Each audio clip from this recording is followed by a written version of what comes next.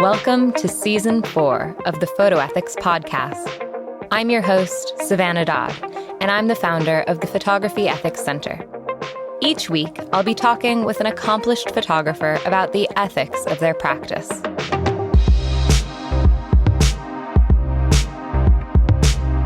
Today, in episode number 7, we'll be talking with Morwenna Kearsley about ethics as comfort. Morwenna Kearsley is a Scottish artist working predominantly with photography, text, and moving image. She often photographs objects that have the potential to reveal part of who we are as individuals and communities, from museum artifacts and personal effects to discarded scraps, draped fabrics, and textiles. She also collaborates with other people via workshops, evening classes, and community arts projects. Through her practice, she is actively engaged in conversations about the photograph's role as a document, as a vehicle for artistic expression, and as a tool of cross-community collaboration. She studied for a bachelor's in photography, film, and imaging at Napier University in Edinburgh, graduating in 2007. With the support of a Leverhulme Scholarship for Fine Art, she received an MFA from the Glasgow School of Art in 2015. Could we start with you just telling us a little bit about the kind of work that you do?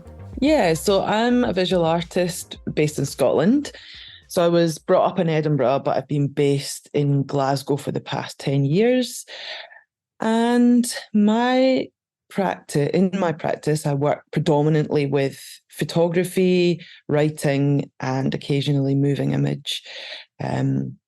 And just to explain a little bit more about what I do, I would say that my practice is kind of, it's got two parts that inevitably overlap and inform each other.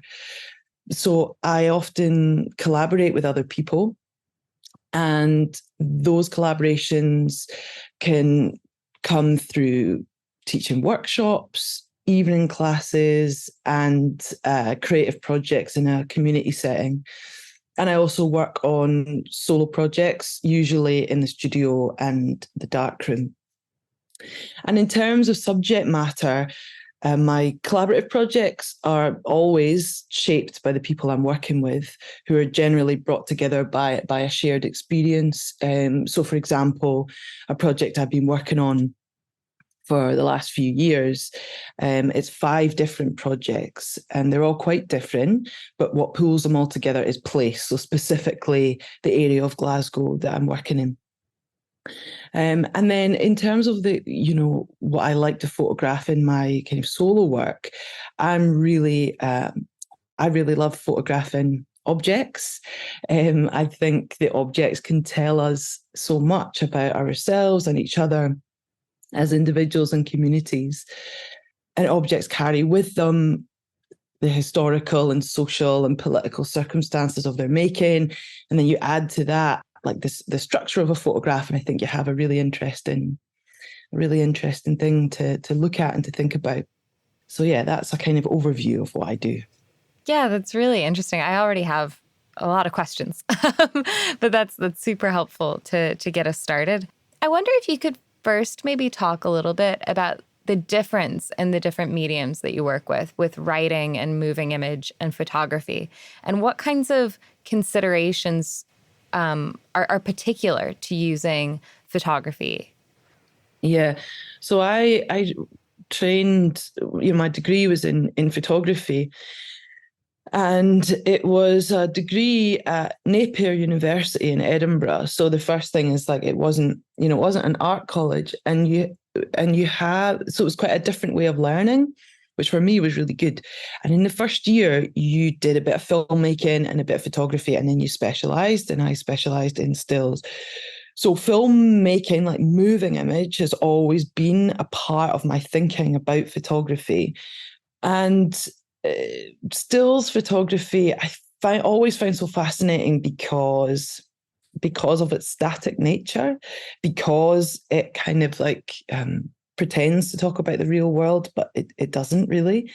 And I've always liked a kind of expressive type of photography that is one of the reasons I wanted to specialize in stills was to work in the darkroom. I love that space.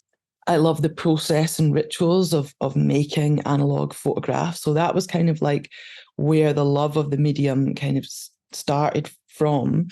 And then I've continued to use stills photography in a lot of my solo and collaborative work because I feel like in a community setting, photography is it's a good medium to kind of get to know people. Everybody can make a photograph. A lot of people have access now to making photographs every day using their phones, perhaps. But then when you have a kind of workshop scenario, you can kind of start to, I suppose, like have formalize that relationship that everybody has to photography, to like think about what makes it special to you as an individual. When you're using digital, obviously you have the gift of immediacy, so you can kind of make pictures, look at them. There's a constant dialogue happening all the time. So the writing that I do is all kind of based around photography. So I often write about the processes and rituals of making an image in the darkroom. And that's because it helps me think through the pictures. It helps me also think through the histories of the medium, which all kind of converge into that moment when I am making pictures. Like, what am I doing? What am I doing with this process, with this medium that has all these different kind of histories that are fairly recent? So it helps me kind of think through that. Then with moving image, it's a way to kind of combine both the stills photography and the writing, because moving image isn't static. So then you kind of start to think about like it as a time-based medium. How does that change the stories that you're telling with the images that you're making? And in a kind of community setting, I think moving image allows myself and the participants to kind of look back at what we've done and to decide how we want to kind of show that to the world. It also provides a kind of, I suppose, a document of that in particular project. So it can have lots of different functions. It's creative, but it's also like, has a kind of documentary function as well. Something you said in particular there about formalizing the relationship that we all have to photography, I think is really interesting, because I think, you're exactly right. Like, we do all already have a relationship to photography, whether we work with photographs professionally or not, right? Photographs are ubiquitous, right? So I wonder if you could speak to that a little bit about what that looks like to formalize a relationship to photography. I think maybe and obviously this changes all of the time, but maybe it's just about having a kind of like being conscious of what you're doing when you're making a picture, and maybe to kind of make a differentiation between like a snapshot, which I love snapshot photography, but like, pictures that are made and the purpose is just to remind yourself of that exact, that particular moment or a particular person, or to document like a shopping list, or, that type of picture making, from another kind of picture making, which is to do with storytelling. It's to do with yourself, but also thinking about an audience out there somewhere that might not be a part of the work right now, but that might be in the future. So there's a kind of, an intention around the photographs that you're making. You're also perhaps like inviting a kind of reading of other photographers around you, or maybe you're thinking about the history of photography. Maybe you're thinking about how your work can kind of fit into the work that's gone before, I suppose. Yeah, that's really interesting. And you mentioned as well that quite a lot of your work is collaborative. And I think collaborative is something that comes up a lot in the podcast. And it seems like collaboration can mean many different things to many different people. And you described a little bit there what ways collaboration takes place. And I was wondering if you could maybe expand on that. And it also, I guess, in relation to that, expand on how you guide people through formalizing their relationship to photography. I've talked with so many people about this, like the phrases that we use to describe the kind of work that we do with other people. And to be honest, I change my mind on the way that I describe the work I do with other people. And it kind of depends what situation that I'm working in. So for instance, like when I was describing my practice earlier, I was saying I collaborate with people by doing evening classes and workshops and projects. So those three things are all really different.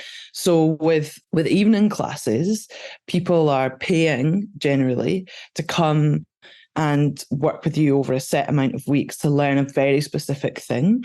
And there's normally like a technical aspect to that. And by the end of the 4 weeks or the 6 weeks, your kind of job is to make sure that that group of people understand, how to use an SLR, how to shoot onto film, how to make a print. So there's a kind of exchange there that's pretty straightforward.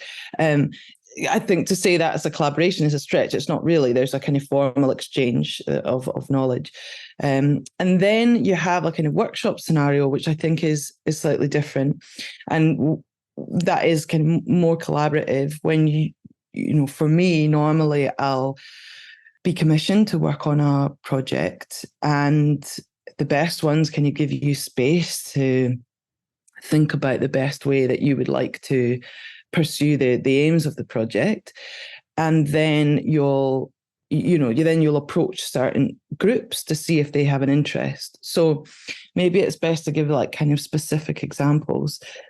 So at the moment, I'm just finishing up working on a project that I've been working on for about a year and 8 months. And it's part of something in Scotland called Culture Collective, which it consists of basically 26 different organisations across Scotland. The funding came from Creative Scotland, and the idea was to kind of for creative organisations to employ freelancers to create opportunities for people in local communities to get involved with creative projects. So I have been working with a gallery, a photographic gallery in Glasgow called Street Level. And I was commissioned to work in an area called Govan Hill. And, Govan Hill is a really interesting place. It has a lot of activity going on already. So my approach was to kind of partner with local organisations that were already doing really interesting work with groups of people. So I'll normally approach an organisation and say, do you think there are any folk that would be interested in developing a photography project? And depending on what the common interests of that group are, like what brings them together in the first place, we'll kind of start there. And my approach to that kind of collaborative workshop is really in the beginning about skill sharing.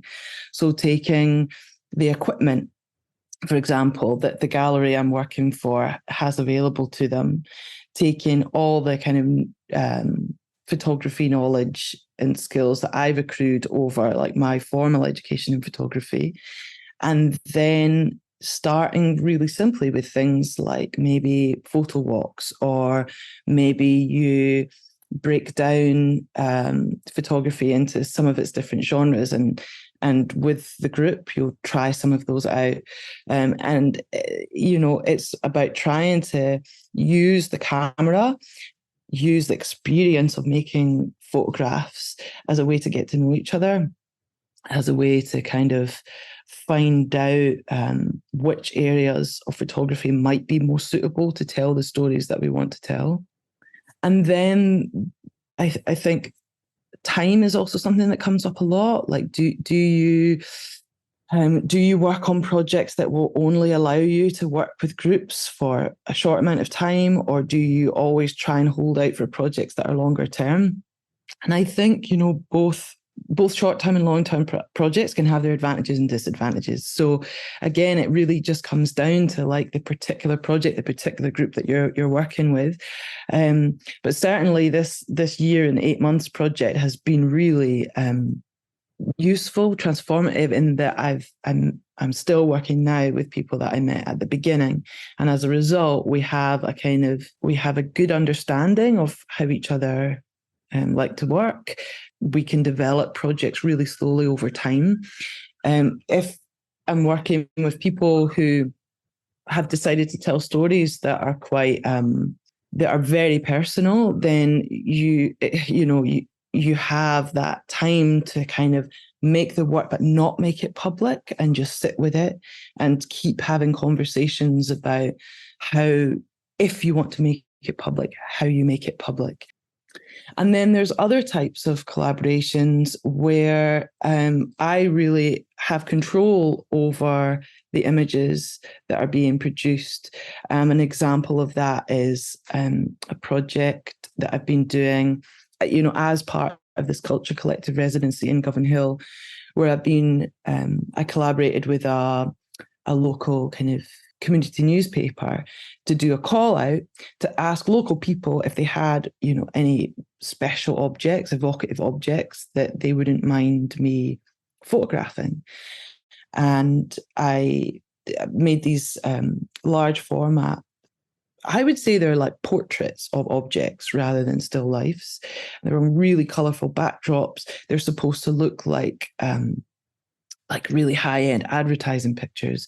But then when you look closely, obviously you see it's a personal object, and that object tells us something. The owner has told us something through that object about their life. And in that instance, I was photographing their object and they were being interviewed at the same time by Greater Govan Hill magazine, their team. And we did all that in the same room. The way I make the pictures is in the dark. So it was like this very specific environment that I'd asked people to step into. And I have control over how that picture is going to look. I choose which shot I want to use if I've shot more than one. So although you can loosely call it a collaboration because people are coming to me and becoming a part of the project by participating in it, really the decisions about the way that project goes out into the world are kind of made by me and, the magazine in this instance.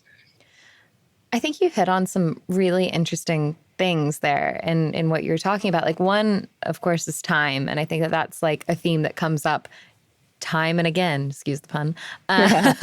But it comes up all the time about, when we're talking about collaboration or anytime sort of people are telling visual stories about other people, So I think that's really interesting that you've brought that up. But as well, I think that the choice to focus on objects is a really interesting choice when we're thinking about ethics.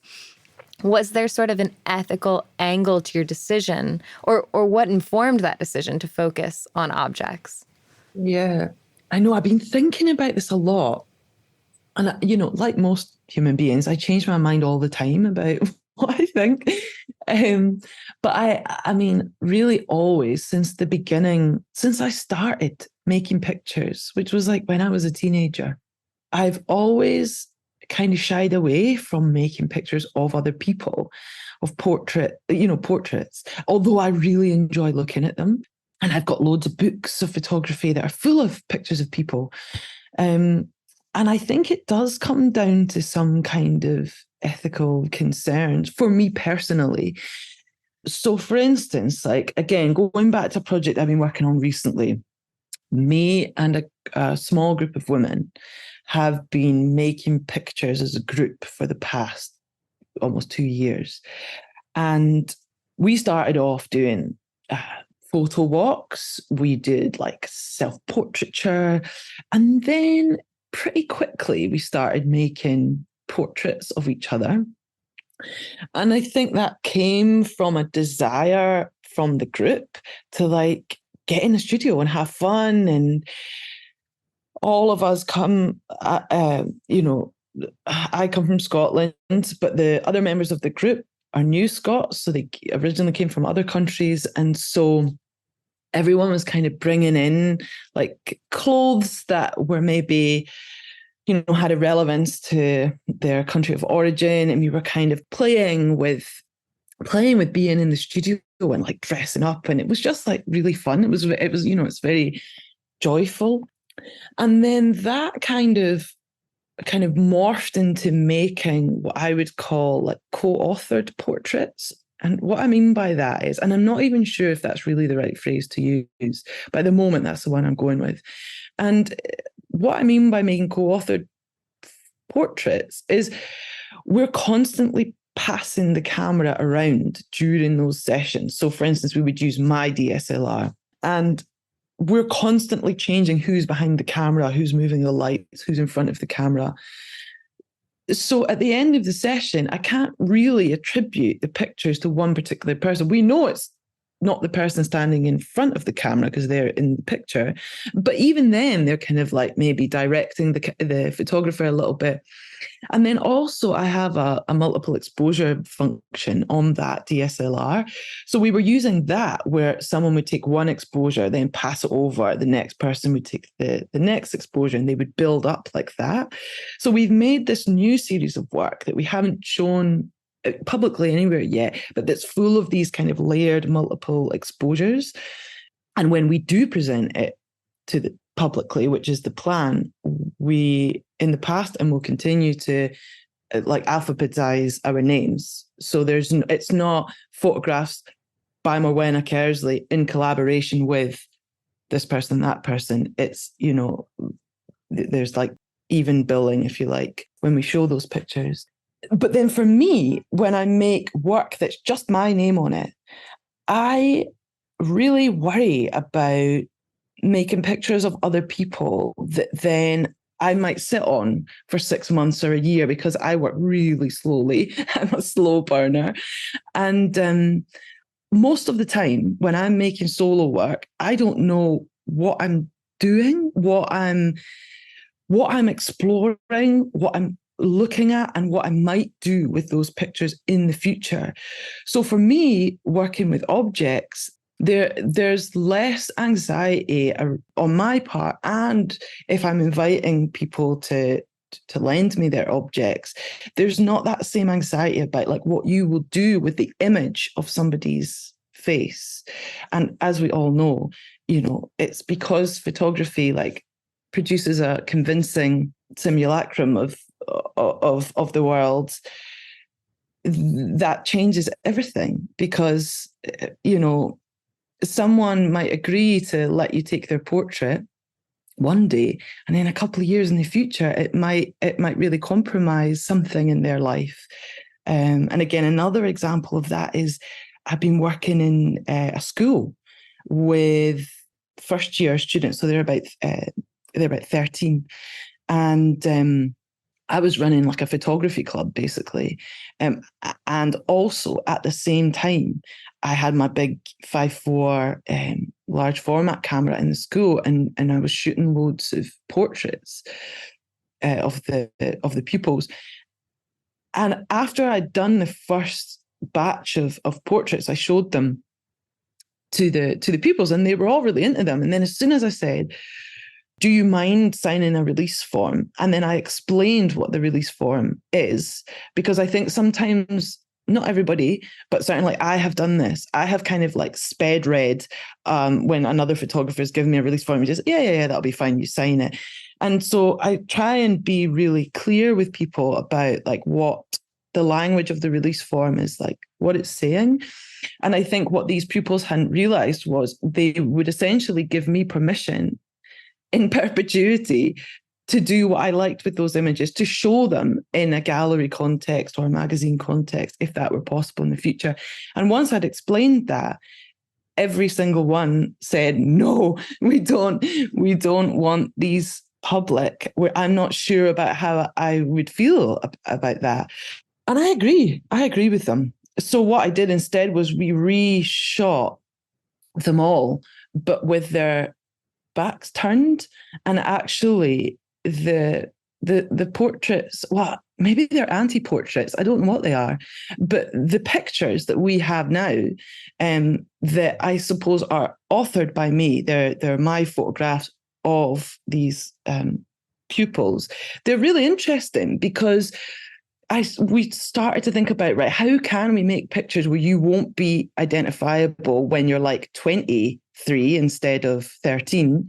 And so we were trying out all these different poses. And what we've got is images of children that are in these kind of like, we don't want to say like through spaces. I was going to say liminal space, but not liminal, like through spaces, like doorways, staircases. And actually, I find them more intriguing, more interesting, because they don't show these kids' faces. And then both the pupils and me are like, the anxiety around that is now gone. I feel comfortable with them, they feel comfortable with them, all good. And I might never ever show them, but it's just that knowledge that if I did, I'm not putting anyone's right to anonymity, or maybe anonymity is the wrong word, but right to their own image at risk. And that's just something that I don't want to do as a photographer. That's not the case for all photographers, and that's good. That's a good thing. I'm just talking about me personally.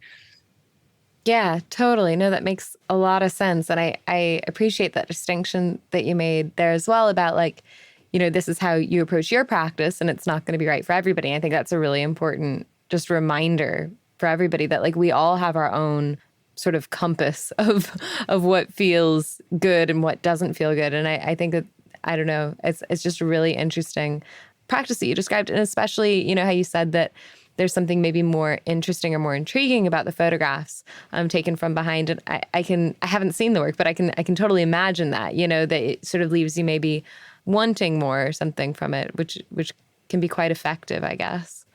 Yeah. And obviously there's so many, like the reason I was inspired to make those photographs was looking at, portraits of kids. That's, like Sally Mann's book, 13. And, there's so many incredible photographers that have taken incredible portraits, fully identifiable portraits.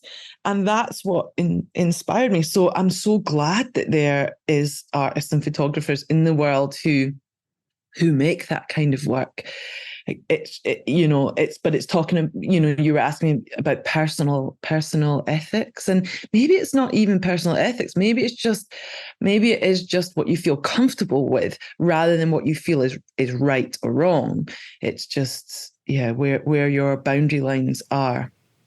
And how have you negotiated that or found that for yourself? Is it really just through trial and error, or are there other things or people or literature that you've sort of drawn on to sort of establish what feels comfortable for your own practice? Yeah, I suppose it's a bit of everything, really. I mean, obviously, because I studied photography, and I've always, since I was young, I've been, reading about photography, looking at photography.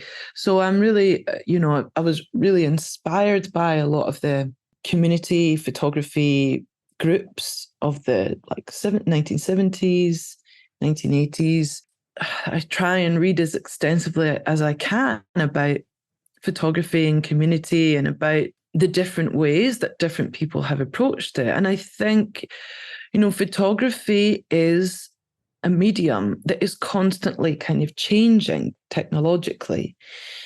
And the technology of photography kind of, as it evolves, our ethics, or our ideas of ethics, photographic ethics, change as well.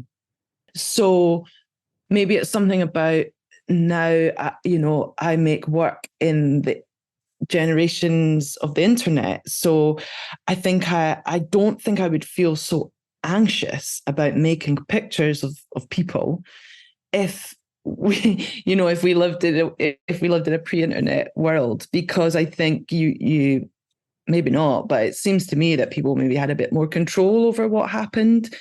to the images that they make, but also images of them. Going back to that example with the school kids, I think part of why they were worried about this person who they'd only known for a few months walking away with a whole set of pictures of them is they don't really know where they will end up. So yeah, I think the work that I make is really in I'm trying to remember all the time that yes, I might keep the negatives safe in a file and the files on my hard drives, but once you do a public presentation of it and other people can go and take snaps of the show, then it's on the internet in a way that you can't control. So I think like that's probably what makes me think more than anything about what I'm doing with photographs.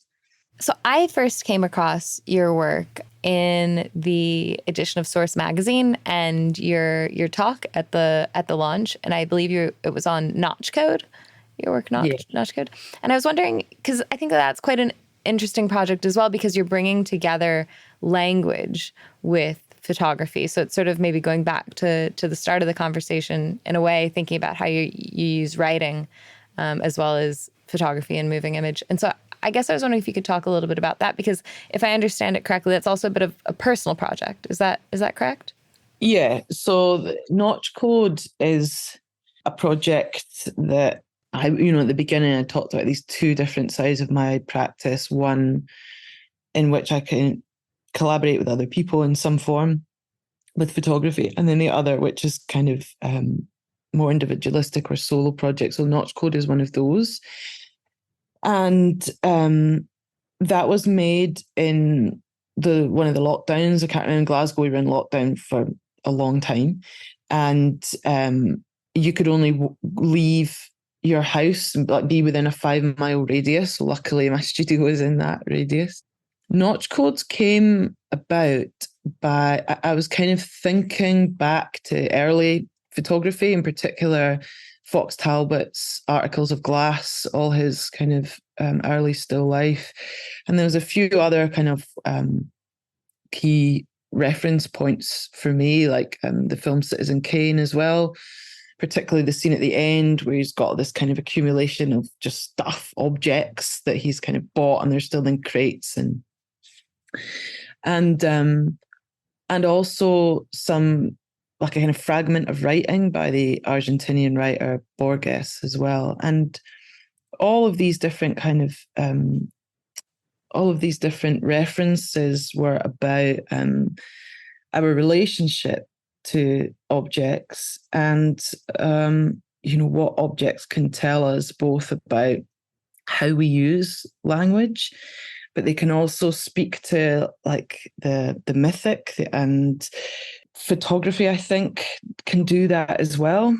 And I wanted to create this kind of void using black velvet that could be could be a museum space. It could just be it could be a studio space. It was just like this black velvet was really interesting to me to think about, like how light reacts with it, how it absorbs light, and how that changed the way that the image of the object was inscribed onto the film.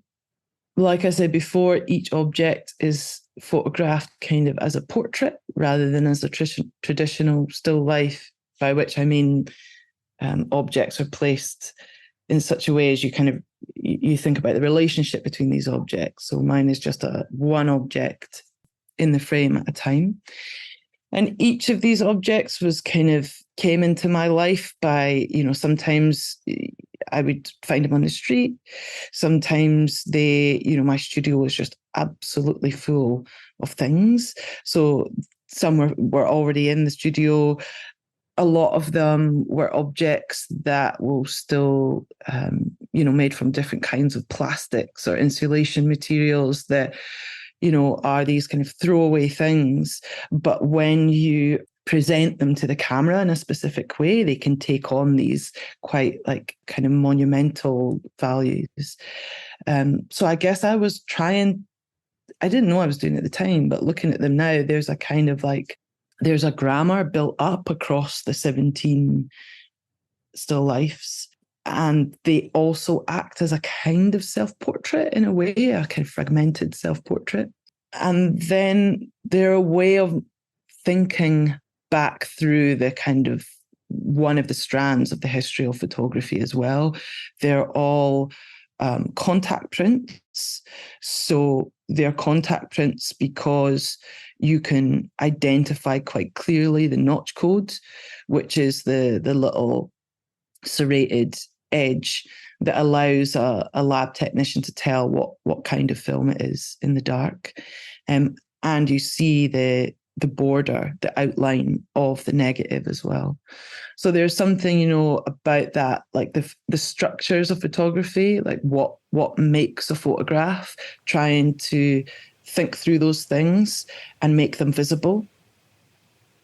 That's really interesting. Yeah, I really like that idea of making, explicit the things that go into making a photograph. I think that's really interesting.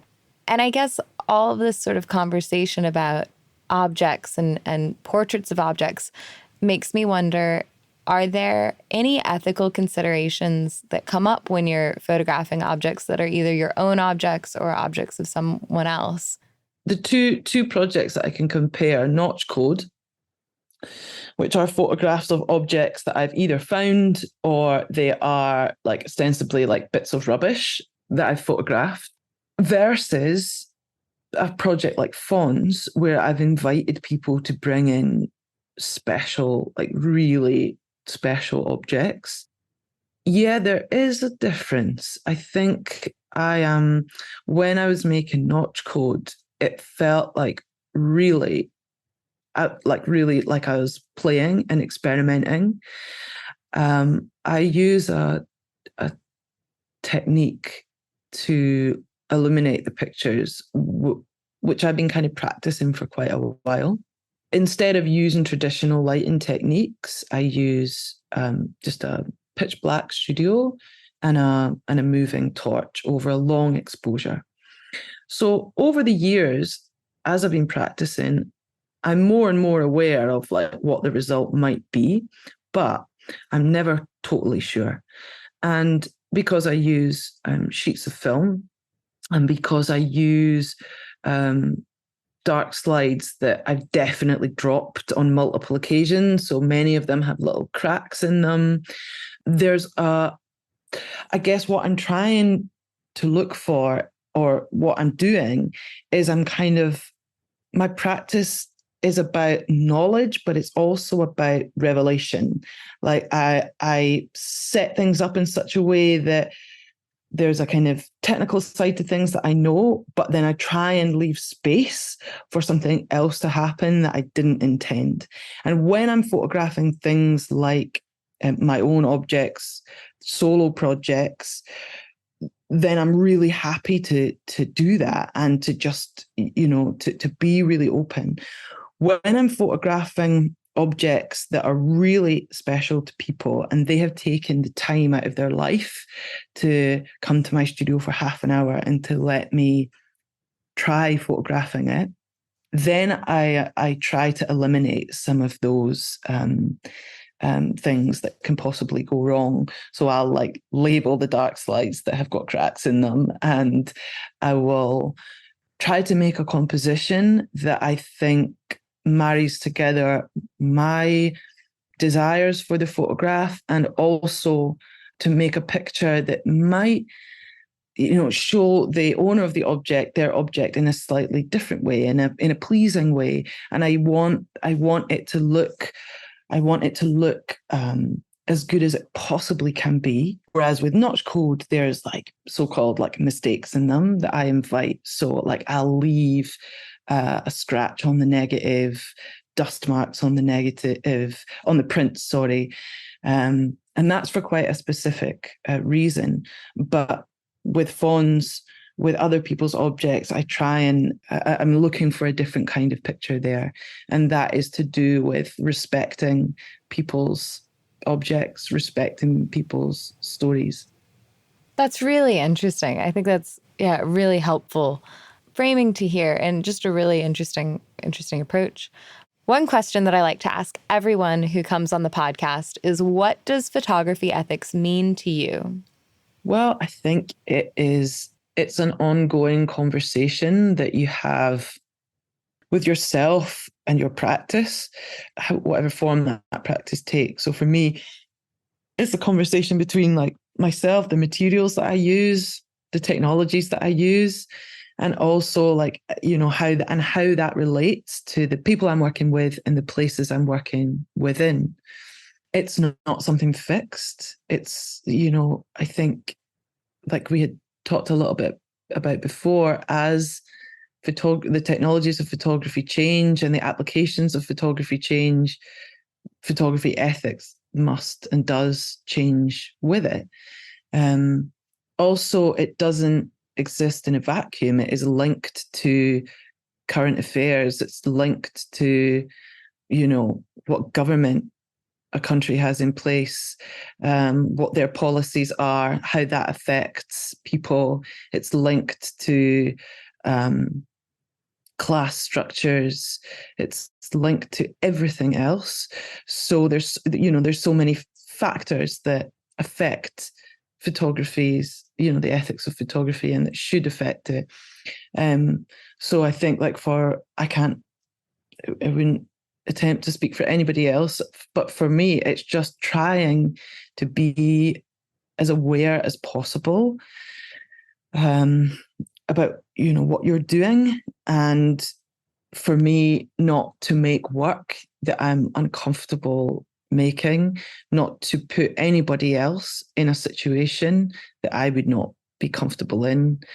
And when it's a project that is collaborative, when I've been working in a community setting with a particular group of people, it is making sure that not only are you able to check back in with that group about the work you've made, but that you are content that the participants are able to communicate with you, not just you being able to communicate with them. You know what I mean? Like, I think people in my life, I've been very lucky. Most of the people, like 99.9% of the people I work with, are really nice. They're good people. And when you try, feedback's a big thing, right? Like, how do you get accurate feedback from people? Because what I found is, when you ask people, like, what did you like about doing this project? What did you not like? You've really got to know people, and they probably don't want to upset you. So they tend to be really positive. So you got to try your best to give participants on a project various ways in which they can maybe feedback to you properly, communicate properly. And that's something that for me, I'm still have to work on all the time. I've still not found a perfect way to do it. Maybe there isn't a perfect way to do it. And then in terms of the pictures that I make that are not collaborations, I feel like there's not the same ethical concerns there, because I'm not relying on the stories of other people. Thank you very much for listening to this episode of the Photo Ethics Podcast. The aim of this podcast is to share new insights about photography ethics with others. So if you heard something you liked, please share this podcast with someone who would appreciate it. You can also rate and review us on Spotify or Apple Podcasts. Join me next week when we hear from Photo Voice Worldwide on expanding the frame. In each episode of the podcast, we ask our guests, what does photography ethics mean to you? This is a question that everyone in the photography industry should be able to answer. That's why the Photography Ethics Center is asking you, our listeners, to commit to writing and publishing your own statement of ethics. Visit www.photoethics.org/ethics to learn more and to make the pledge committing to ethical transparency, accountability, and awareness. That's www.photoethics.org/ethics.